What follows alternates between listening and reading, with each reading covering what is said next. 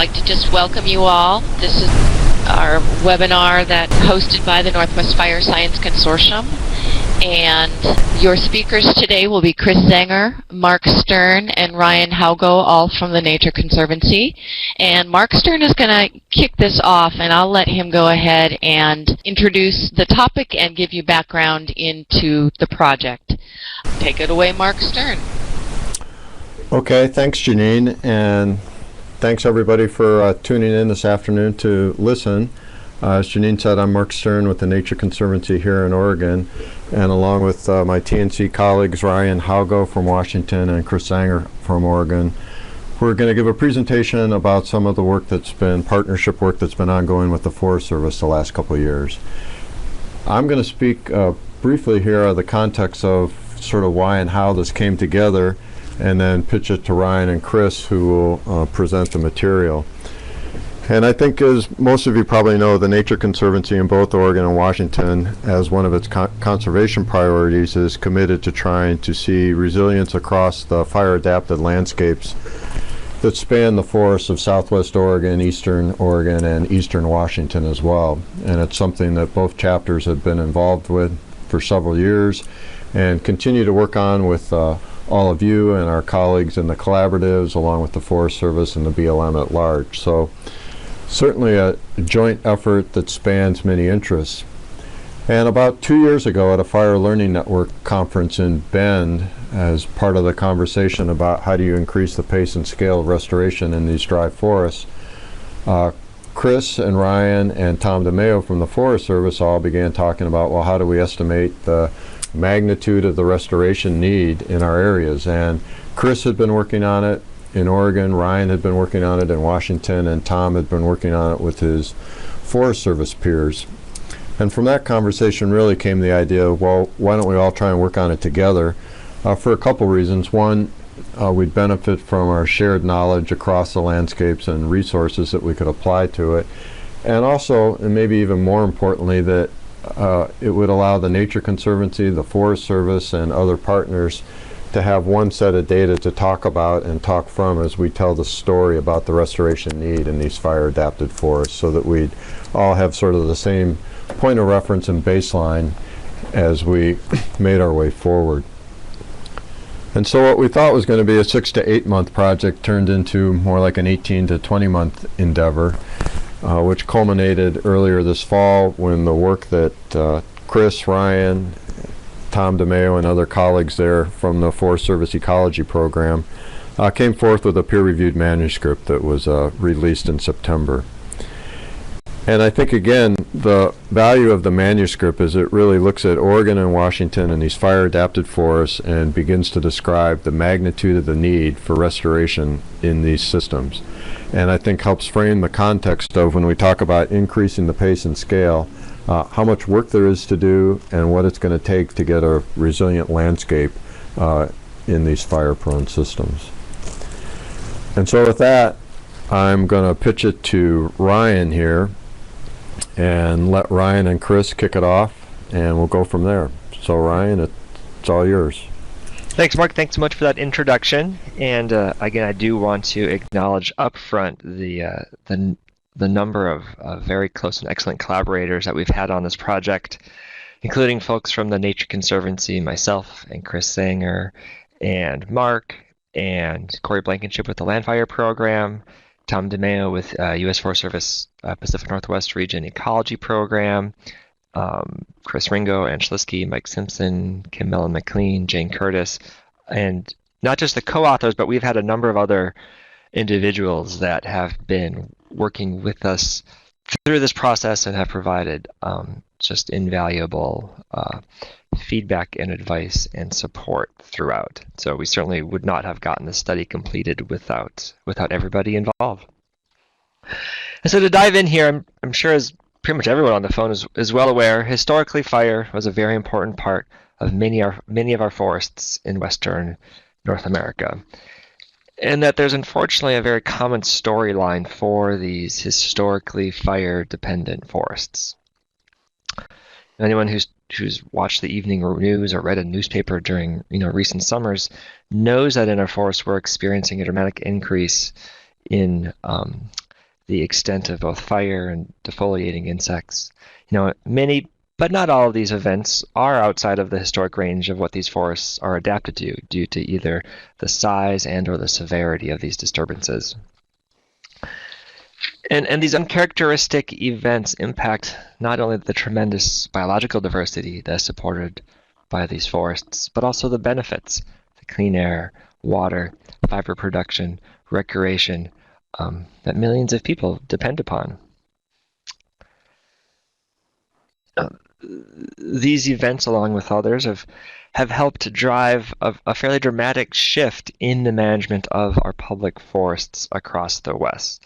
We're living in an age in which ecological restoration is really becoming a new management paradigm for many of our forests.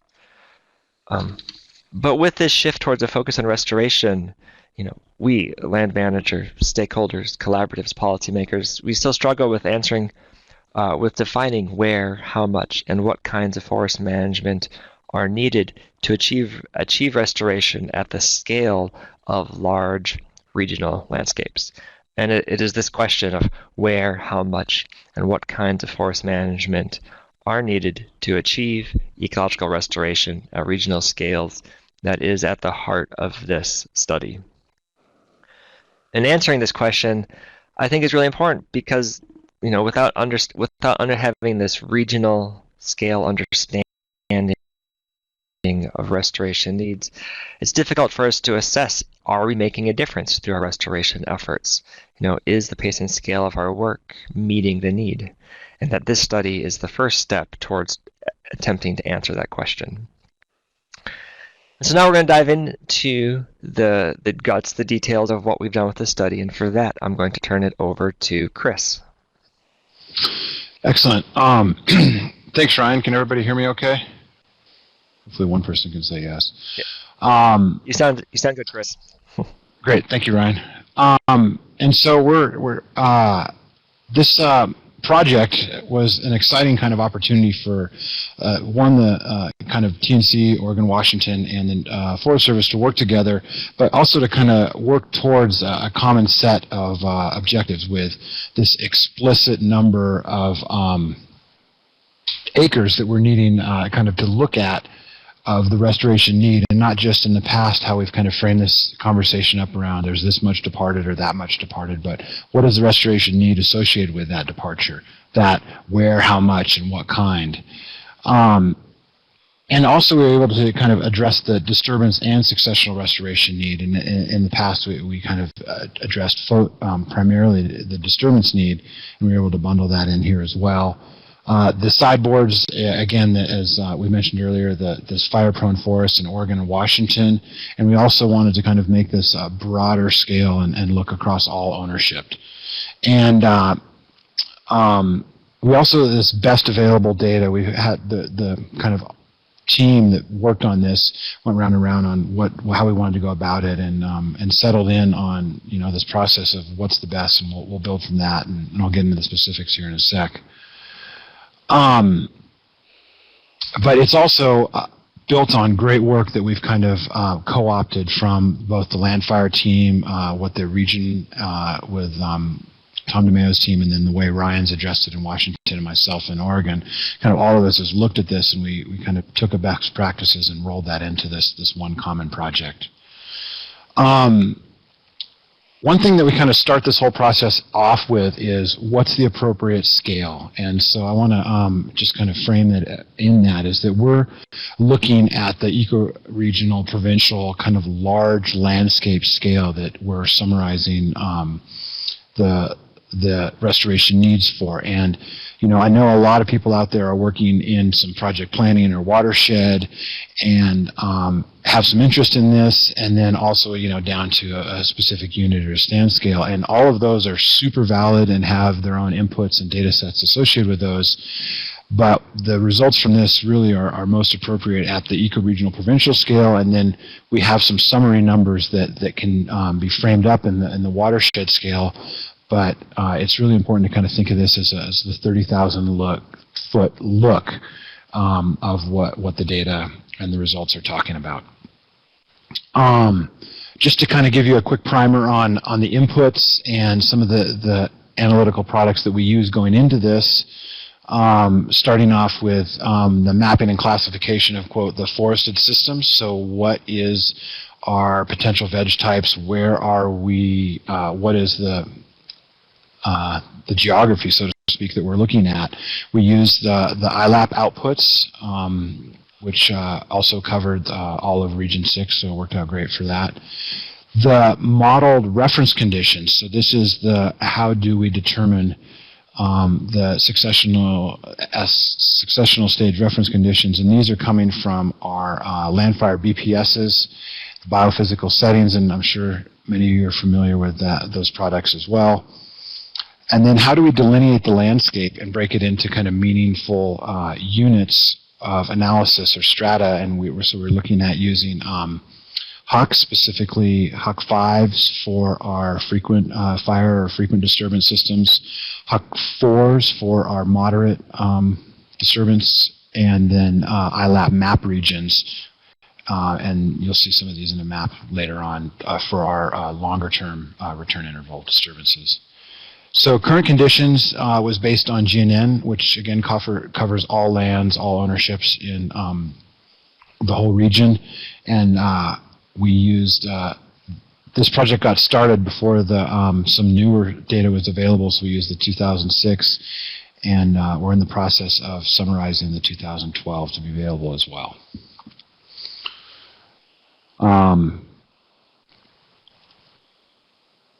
Sorry, I'm having trouble advancing the slide. There it went. So again, our data sets and methods worked across all lands, and our main focus is our only focus is on the forested lands in the eastern portion of the state and southwest Oregon, primarily where the home of our frequent fire forests, and so we wanted to kind of pick a geography that captured the historically fire-dependent systems.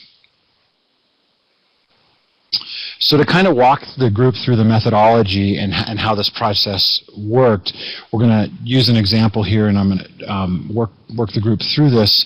So in this example here in northeastern Washington, we look at these potential veg types, as you can see here, and they are in these map zones or map regions, the East Cascades, Blue Mountains, Northeast Oregon. And so we broke this down into what we're calling strata. And this strata is going to be this potential veg type in the unit that this system operates at. And so the example we're going to use here is going to be this mixed conifer dry, which is this light blue on the eastern flanks of the Cascades here.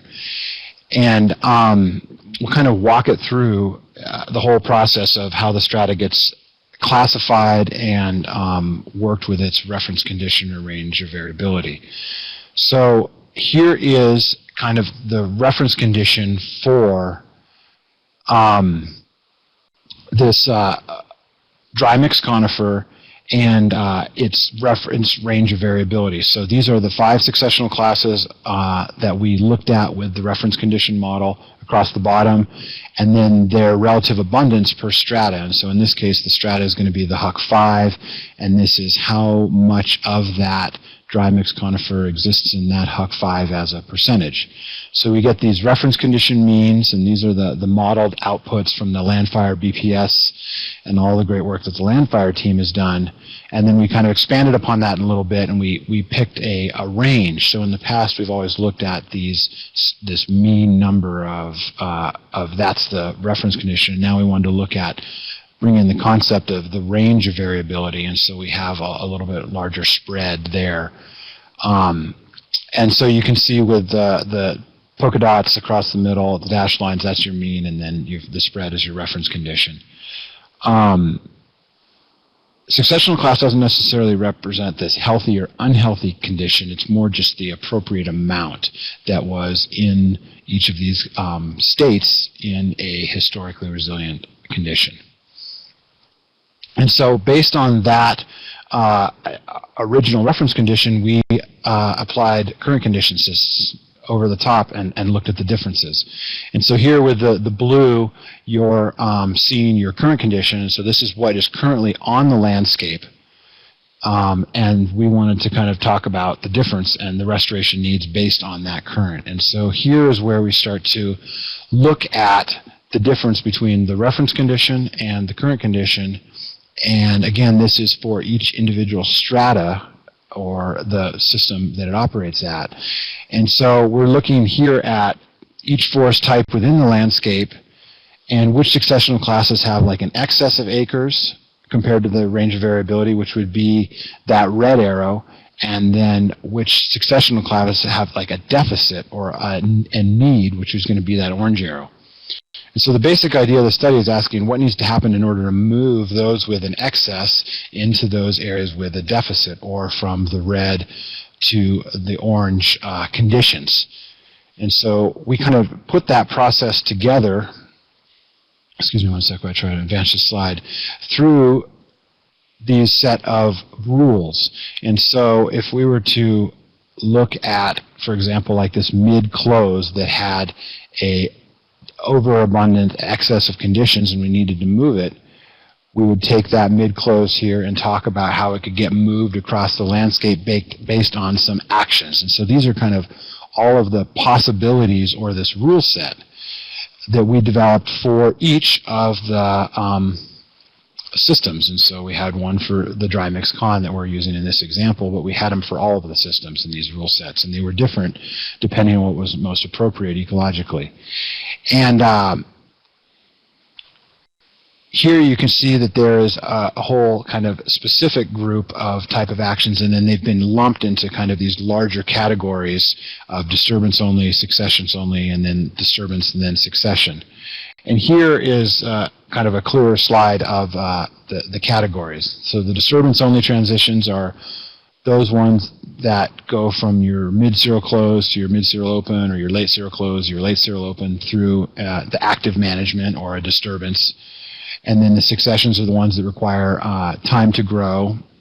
And then the disturbance then successions are ones that we would take from like our mid-serial closed to our mid-serial open, and then further onto our late serial open, through starting with an active management and then using a growth or time to kind of make that transition. So these three are the broad categories that we summarized our results through and have kind of framed the analysis of the project with. One thing that I wanted to mention is we get into this concept of, you know, if we were to like, this is what the need is. Well, in all of these cases, that's a static snapshot, and so we're going to have some level of maintenance that is needed. And so just because it was opened, it doesn't mean it's done. It's going to need some level of maintenance over time, and that includes prescribed fire and others to kind of keep it in that open state once it gets opened up, because as we all know, it can return pretty quickly to that closed state. So there's kind of the summary of the overview of our process, and then Ryan is going to take it through and discuss how the results and what that all means. Thanks, Chris. And as we dig into the results, if there are any questions about the data or the methods that we went through, please type that in and we can get to that in the discussion section at the end. I also just wanted to mention before we dive into the results that, you know, that example that Chris walked us through, that represents the process we used for a single forest type within a single, you know, that would have been within a fifth field watershed. And so we, you know, in a sense, we did that over 1,700 times, those combinations of forest types within a landscape, and that the results I'll be presenting here are rolled up from all of those individual strata, as Chris described.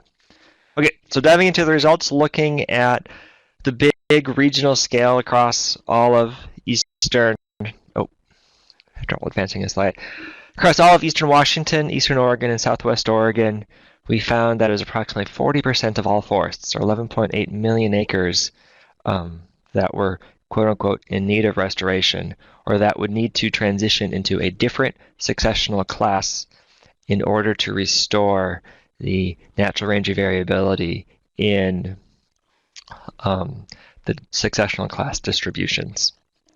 Breaking this down further across the region, there are 9.5 million acres in which a disturbance, either a thinning or fire, is needed currently to make that transition happen. Of those 9.5 million acres, 5.7 million acres need not only the disturbance today, but they will also require additional time to grow larger, older structures. That's in the disturbance and succession category. And finally, we identified 2.3 million acres where what is needed today is simply time for larger, older structures to grow and to achieve that restoration transition. When we summarize these results down to just the U.S. Forest Service ownerships, the focus of many of our collaborative groups, we see that there's nearly almost 5 million, 4.9 million acres of national forest lands, 32%, where there is a need for disturbance today, either thinning or burning. And nearly 3.6 million acres, or 23%, in which there is a need to grow larger, older structures. And bear in mind that these Forest Service numbers, this is including all management designations, wilderness, roadless, matrix, front country, everything rolled together. And so that the tools, the types of disturbances that we may be using are clearly very different within these different designations. And so the next, I think, natural question is to understand what is driving the patterns of restoration need that we see across these regions.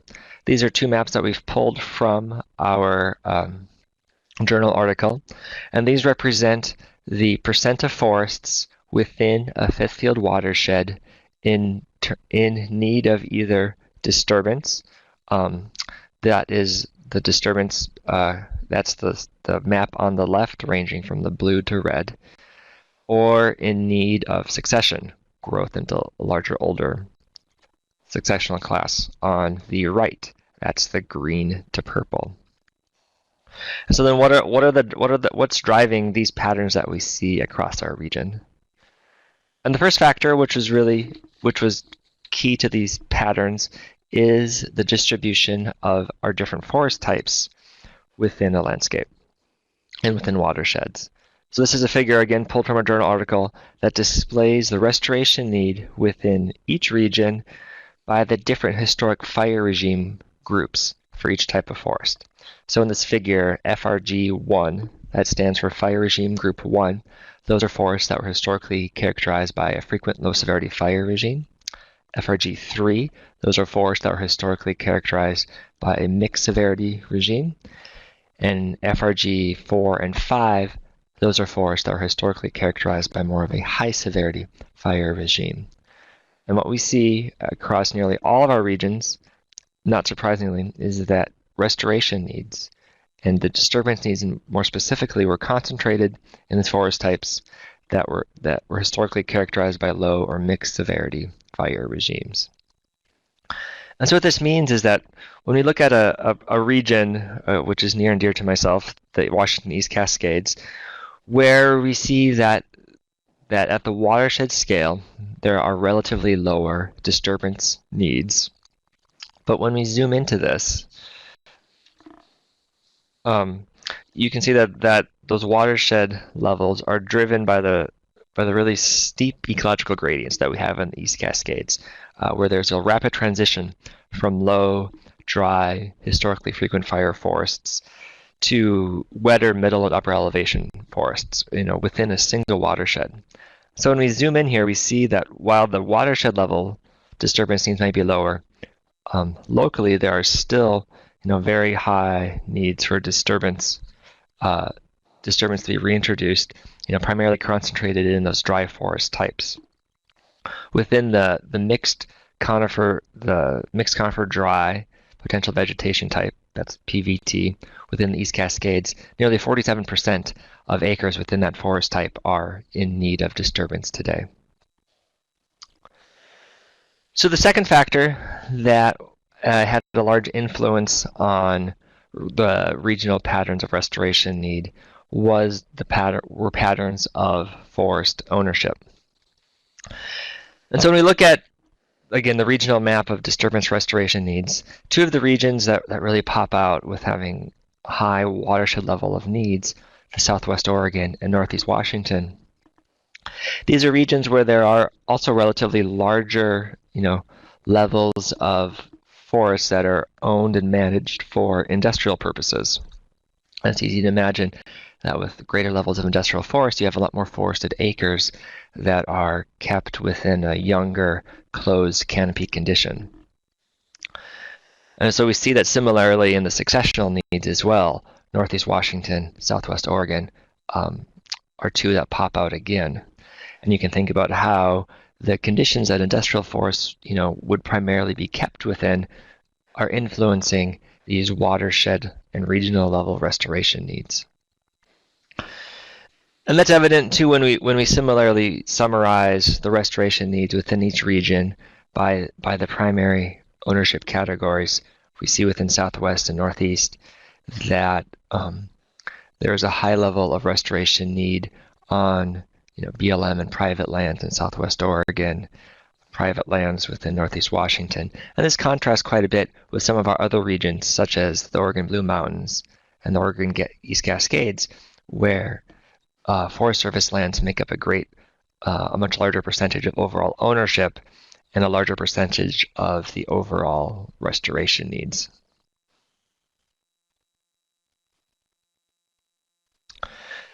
And so I see Mike has put a question on here. Are detailed results available for the individual watershed level for collaboratives and landowners to use? And one of the pieces of this study is that in the appendices, we provide some fairly fine detail of both the data that went into our analyses in Appendix A, but then in Appendix B, we break down these summaries of current conditions and reference conditions for each of our strata. We break down these restoration needs in detail by each ownership category within each region. We break down the restoration needs by each forest type, and we break down the restoration needs by each fifth field watershed. And so these appendices are available with the journal article. They're available on two different websites that we've got set up. I'll show you that in just a slide here. But part of our hope of this study was both to present these large regional needs, but to also provide information that land managers and collaborators could use to help place, the watersheds, the projects, the landscapes that they are working into a larger regional context. And I think it's really important to keep in mind as we look at these results and talk about the implications of this work that what we're presenting here are not silvicultural prescriptions in any sense of the word, and that in developing putting restoration projects on the ground, local landscape evaluations that incorporate spatial patterns and aquatics and wildlife and species composition, those are all incredibly important factors that do certainly need to be incorporated into our restoration work. What we've used here is a somewhat simplified format that has allowed us to make an apples-to-apples comparison at regional scales across multiple ownerships. But even at this regional scale, again, we understand that this is only one input that may be used for regional scale prioritization, and that as our mapping of forest types and our understanding of reference conditions, as those are updated, that will naturally change the results that we have presented in this study. And so with that, be very happy to open up for questions and discussions. At the bottom of the screen here are the two websites. One is at Conservation Gateway. The other one is Ecoshare, a Forest Service website, both of which contain links to both the journal article themselves. The Ecoshare site has all of the appendices, all the GIS, and the reference model data. So everything that has gone into the study is available for everybody at these websites. And so with that, let's jump into discussion. Thanks, Ryan. That was great. This is Chris, and I unmuted my mic so I can kind of join in on this discussion as well. Mike, I see your question, and I'm hoping that you feel we've answered that with kind of the availability of the appendices and also where the data is available on those two sites.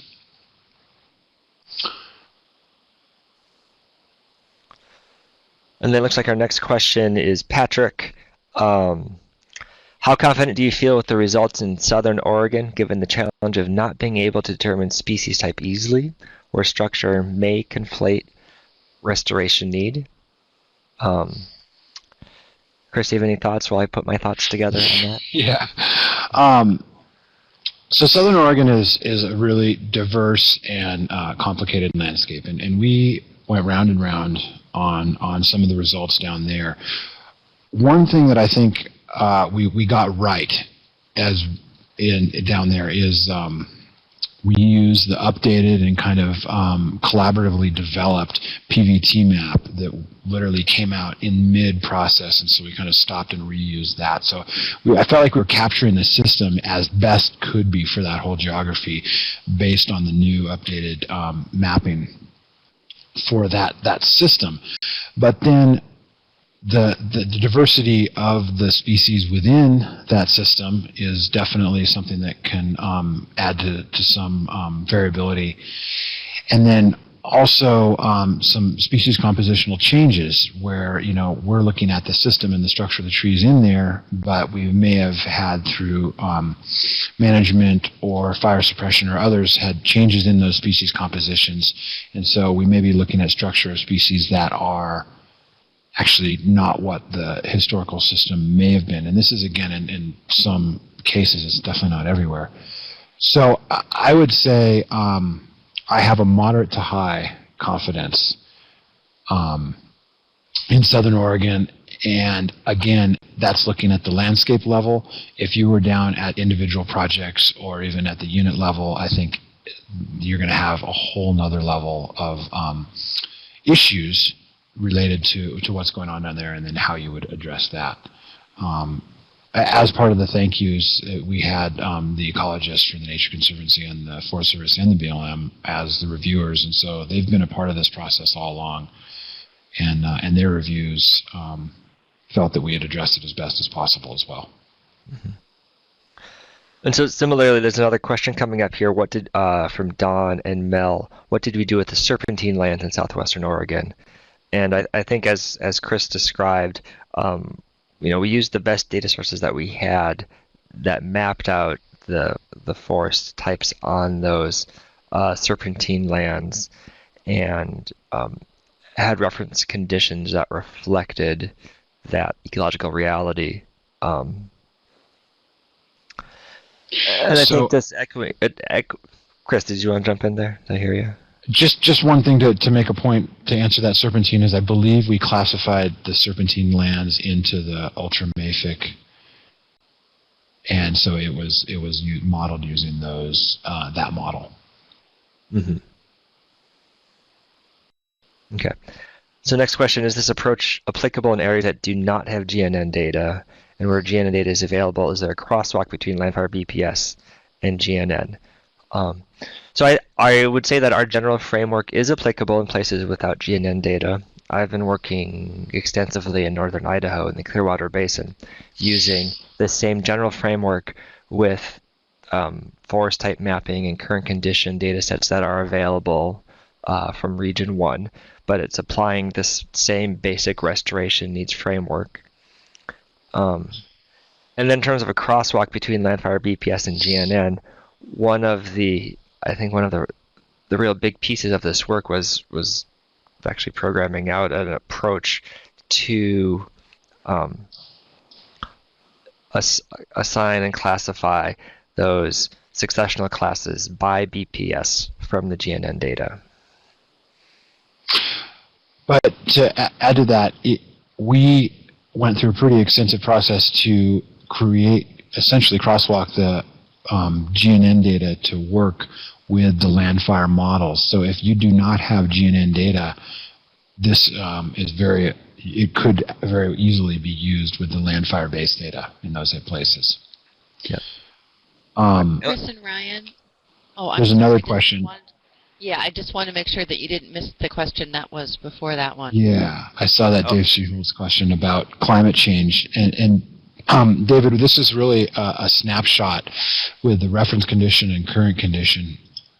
And so when we look at the future, we talk about 1 year and 50 years and downstream all as kind of just the future or succession. And so we didn't get into any climate scenario modeling or pretty much anything that talked about future other than it's the future. And so it's that static snapshot.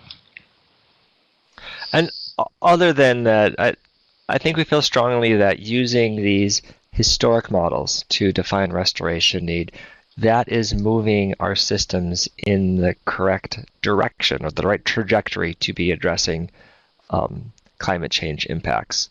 But that is definitely an area that's very of huge interest and is very important, is understanding more explicitly climate change impacts. The climate change models that we've looked at are model at a scale, of like much coarser. So we look at a pretty coarse scale, and so that's another. So it's dealing with the scale of the data and the resolution, and it adds a level of complexity we were just not ready to take on in this project. And I would say that I know there's examples like on the Okanagan and Wenatchee and their restoration strategy at the watershed level, where there is a process to make fairly simple references to look at a future range of variability with respect to climate change. And I think that's a hugely valuable approach. For this analysis at the time, it was not feasible to take something similar across the whole region.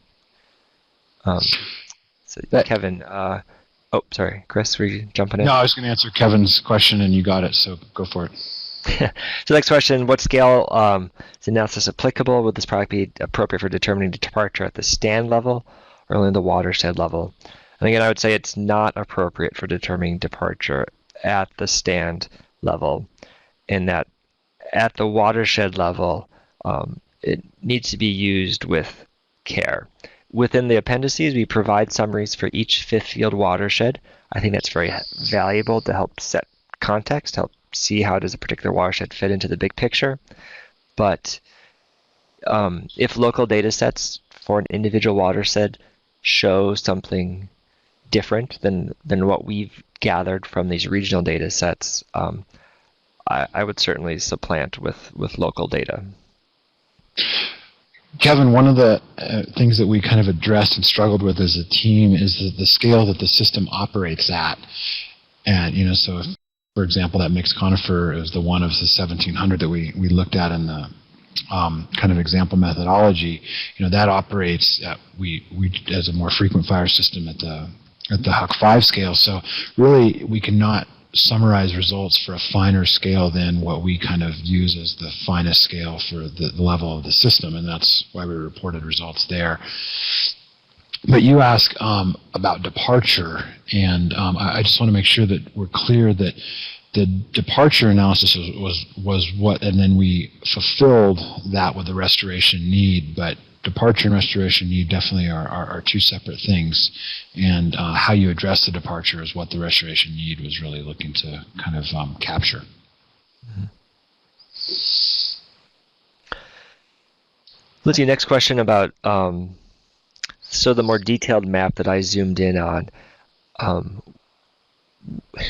We haven't produced that yet on the appendices, in that there is some danger, I think, in displaying at that finer scale as we did in this presentation. But I would say that is something that if people are interested, we can generate that more detailed map fairly easily, and we simply need to be careful at how it's at the scale and the detail at which it's used. Yeah, it is definitely something that we have between Ryan and myself and can make available, but we want to do it with the kind of the caveats and have a discussion as we hand it over. But all of the other data is actually in Excel workbooks, and so those are ready to download that tabular data in a format that we formatted both in I think it's in acres, so it's a usable units, and they're in Excel workbooks that are kind of ready to go for people in that way.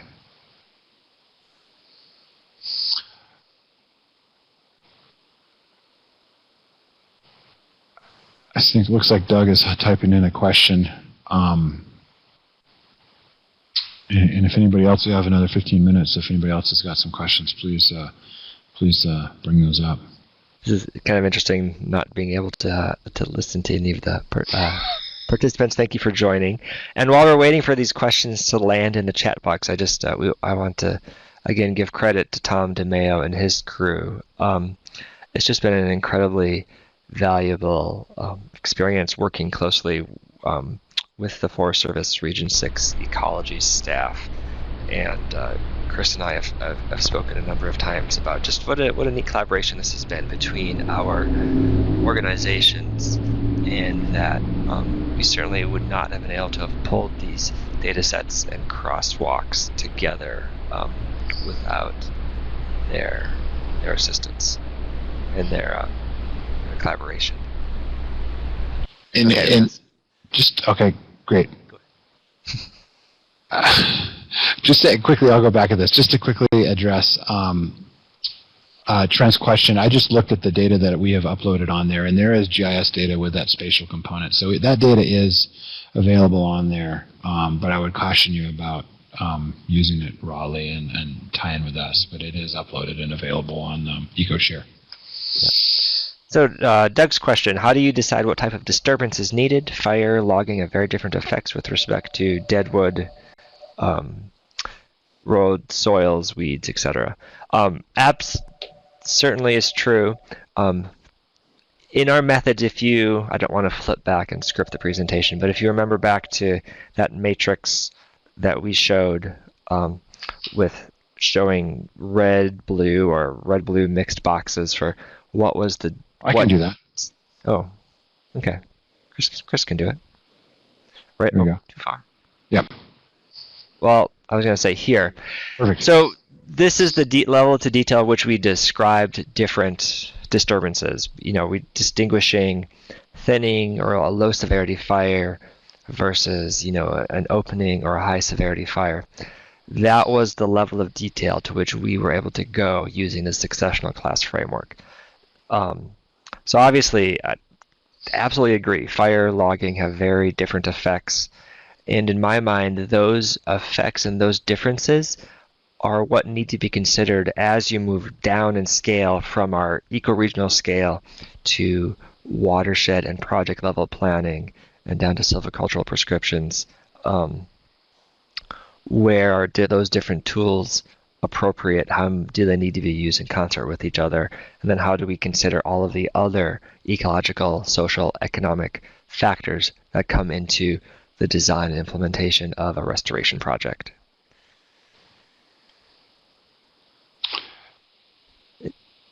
So just to, Doug, to kind of make it clear, if you look in the appendices, or not now obviously, but down the road, we list all of the possible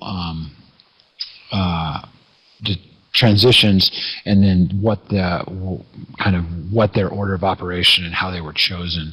So if you have a specific potential veg type that you have interest in, you can go and look in there and kind of see the rules that we chose for that specific veg type. Yep. And then Pam, I would like to be able to use this at either a national forest or preferably a district level. Would you feel that level is appropriate?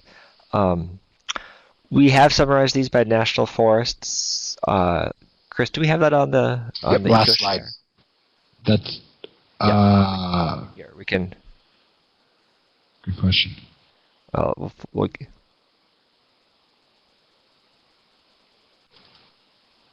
So here we've broken the results down by each individual national forest within our assessment.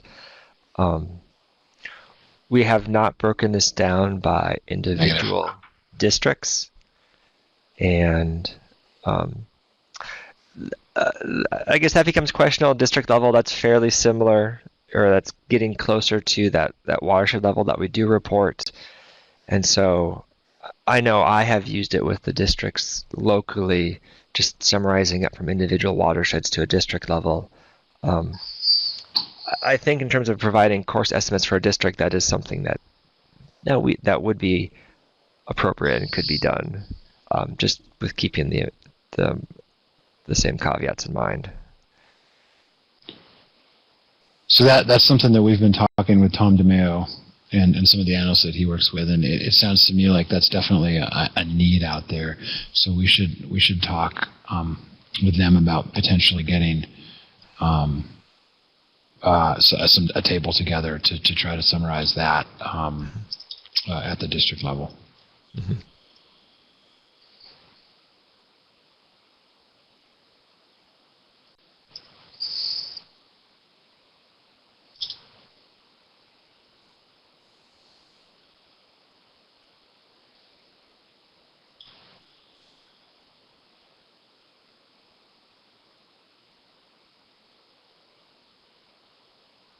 Hey, Janine, I'm not too familiar with how this works, and I'm guessing that you have everybody's email that has come on, but if we were to make it easy on folks and potentially just have the links available to them, is that something that you'd be able to email out?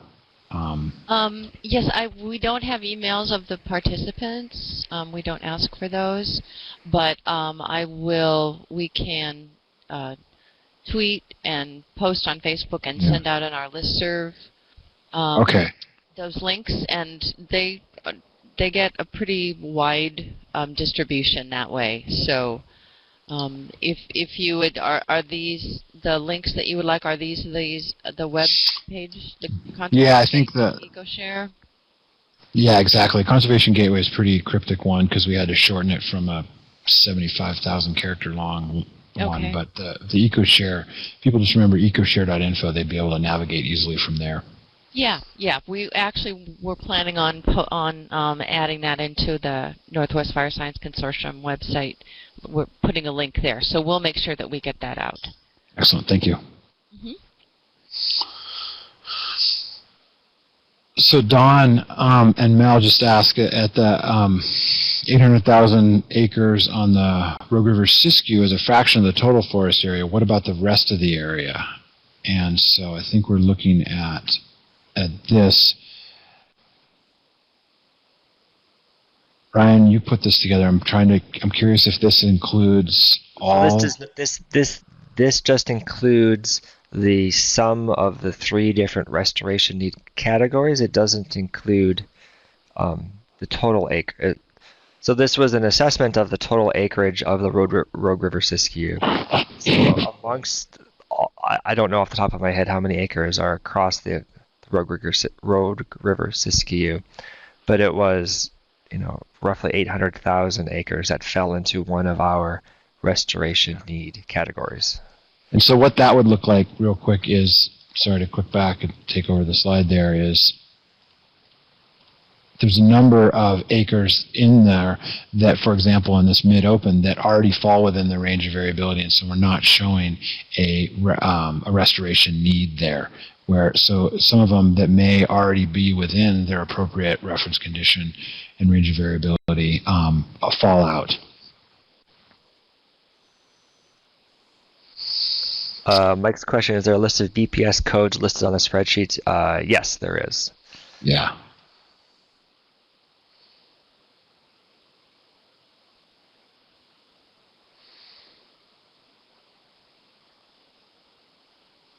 I think we have I think Don and Mel are typing again. Another question? This is Mark. Just to clarify, I think the question that Don and Mel had, I think if I did some quick math right, there's about 1.8 million acres on the Rogue Siskiyou, so I'd interpret that as being roughly 40 to 44% of the landscape is in some need of restoration, so about half the landscape. And then they asked about, so the area of the Biscuit Fire, 500,000 acres. Correct, and so the Biscuit Fire was represented in our current condition data set. And if you, when you look at even at the watershed level map, you can see actually roughly that outline or that area of the Biscuit Fire within our restoration needs map. Yeah, so it's showing that we aren't seeing that same level of density and ingrowth there. It's that, oh yeah, can I draw? Perfect. It's that area right in there. Yep. How to make this thing draw. Here we go. Here. And so as the questions are slowing down here, I just want to emphasize that all of our contact information is on both of those websites, on the manuscript, so please don't hesitate to shoot us an email or give us a call if you have any other questions or discussion about these results, how to use the data. We want to do everything we can to make sure that this study is useful to everybody. And building on that is, I know a lot of people are with the agencies, and Ryan and I are both happy to work, support, and field this. But as Ryan had mentioned, Tom DeMeo was a critical partner on this, and it wasn't just Tom leading the regional ecology program, but we had a lot of support from the different ecologists, either the area ecologists or the forest ecologists. So I'm assuming and hoping that all of you have an ecologist that you work with in your forest or district that you could also call on that was involved at some level with this project.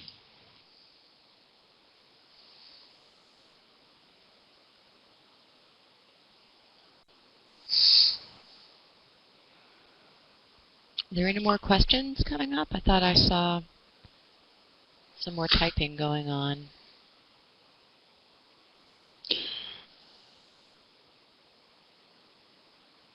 So let me ask you, while we're kind of waiting to see if we're wrapping up, is there a copy that of the research?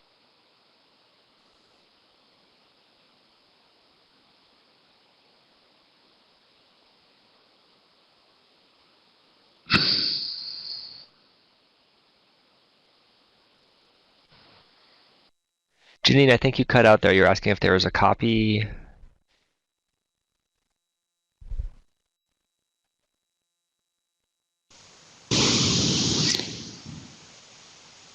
I'm not hearing Janine either.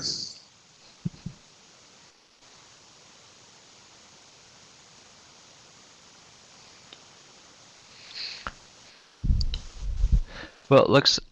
Oh, Janine was disconnected, Pam says. Oh. Oh, bummer.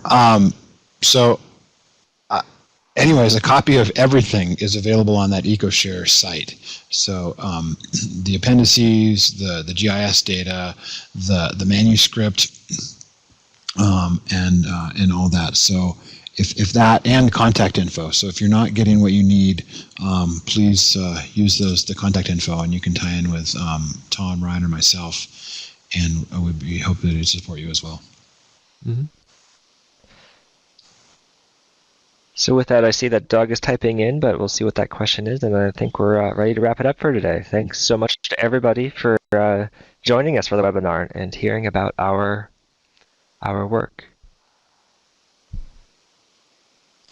Oh, looks like the PowerPoint isn't. We'll get that worked out. Yeah, that PowerPoint that was on there is actually a link to the PowerPoint that was presented to the internal Forest Service group, and is a little bit different from this one. So this one will be available after this presentation, and we'll have a link from there over to the Northwest Fire Science Consortium. I know that this is recorded, and so there'll be a link to that video. And I believe on the Ecoshare site there is a link to the presentation that Ryan and I did internally, and so I hate to drive you through that, but you have the option of watching that video as well. Thanks for the catch, Doug. Sorry about that. Yep. Well, Mark, unless you have anything else to add, I'd just like to say thanks to everybody for joining us this afternoon, and hope everyone has a good rest of their day. Yeah, the I think same it was a thing. good group. Thanks all. And So on behalf of Janine, I guess we'll say thanks everybody for listening in, and we'll sign off and go from there. So goodbye all. take care. I don't think